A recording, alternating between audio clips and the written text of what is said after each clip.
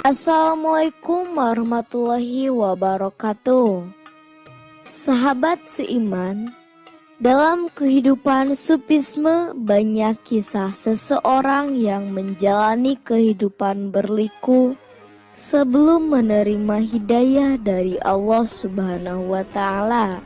Mereka hidup dalam kehinaan seperti preman atau anak jalanan, lalu bertobat dan mengamalkan ajaran dari sang mursyid dalam mengenal Allah Subhanahu wa Ta'ala. Seperti halnya Bishr bin Harith, seorang pemabuk yang mendapatkan kasih sayang Allah hingga diangkat derajatnya di sisi Allah atas satu kebaikannya yang membuat Allah menurunkan rahmat dan hidayahnya. Seperti apa kisahnya? Mari kita simak video ini sampai tuntas.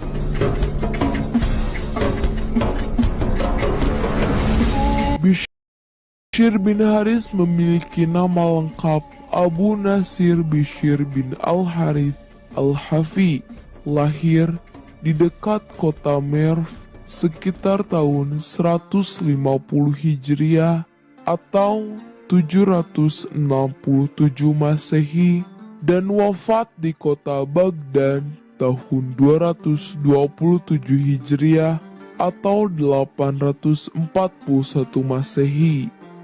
Bishr dikenal sebagai pemuda kaya raya yang hedonis, tentu gemar melakukan maksiat, tapi di sisa hidupnya Bishr menekuni kehidupan asketis setelah bertemu dengan seorang sufi. Fariduddin Attar dalam Tazkiratul Aulia menulis kisah pertemuan Bishr dengan seorang sufi berawal dari kejadian yang tidak diduga. Pada suatu waktu dalam kondisi mabuk dan berjalan sempoyongan akibat minuman keras, Bishr menemukan secari kertas bertuliskan dengan nama Allah yang Maha Pengasih lagi Maha Penyayang. Kertas itu tanpa dibaca diambil oleh Bishr, kemudian dioleskan sari mawar hingga membuat kertas itu harum. Setelah itu, kertas yang dianggap ia berharga, ia simpan dengan baik dengan rasa hormat dalam rumahnya.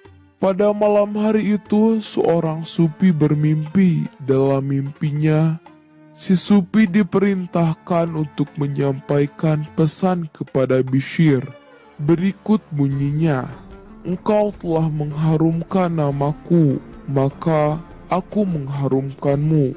Engkau telah memuliakan namaku, maka aku memuliakan namamu. Engkau telah menyucikan namaku, maka aku menyucikanmu. Dengan kekuasaanku, aku sungguh mengharumkan namamu di dunia ini dan di akhirat kelak." Terbangun dari tidur, si sufi sempat terbesit. Bishr amoral. Mungkin mimpiku keliru. Sang sufi itu kembali berwudu, sholat, lalu kembali tidur. Tapi si sufi mengalami mimpi yang sama secara berulang kali. Keesokan hari, sang sufi pergi mencari Bishr. Ternyata Bishr sedang berada di sebuah pesta anggur bersama kolengannya. Sang sufi bertanya, "Apakah Bishr di sini?" Ya, mereka menjawab, "Tapi ia sedang mabuk dan tidak berdaya. Beritahu dia, aku punya pesan untuknya," kata sufi itu. Selang beberapa menit, si Bishr menemui sang sufi. "Pesan dari siapa?" tanya Bishr setelah diberitahu. "Pesan dari Allah," jawab si sufi. "Ah," pekik Bishr sambil mencucurkan air mata. "Itu pesan makian atau penyucian? Tunggu, aku akan pamit pada teman-temanku." Bishr berkata kepada teman-temannya, "Teman-teman, Bishr berkata pada teman-teman minumnya, "Aku telah mendapat panggilan, aku pergi.